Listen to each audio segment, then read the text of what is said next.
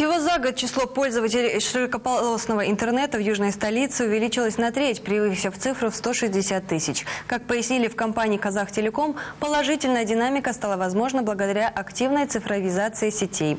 Выразить просторы интернета становится вдвойне приятнее, когда за это вручают подарки. Накануне в Алматинском ID-центре «Казахтелекома» чествовали юбилейных пользователей интернета. Подробнее наш алматинский корреспондент.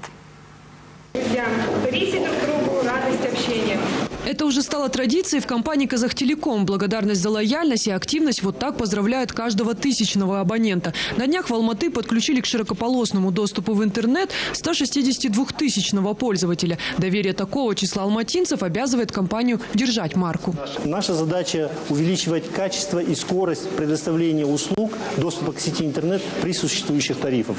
Такие скорости ни один оператор в Казахстане не предоставляет. Интернету, как любви, все возрасты покорны. Мегалайном от «Казахтелекома» пользуются и дети, и взрослые. Как, например, в семье Талиповых, которым виртуальное пространство и в учебе, и в работе помогает. «Казахтелеком» предоставляет услуги интернета. Тоже ими постоянно пользуемся.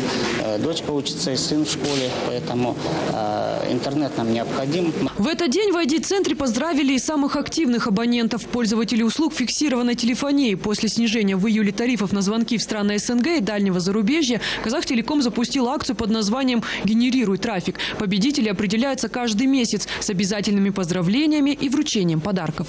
Диана Смирнова, Сергей Ким, Игорь Волох, телеканал Астана из Алматы.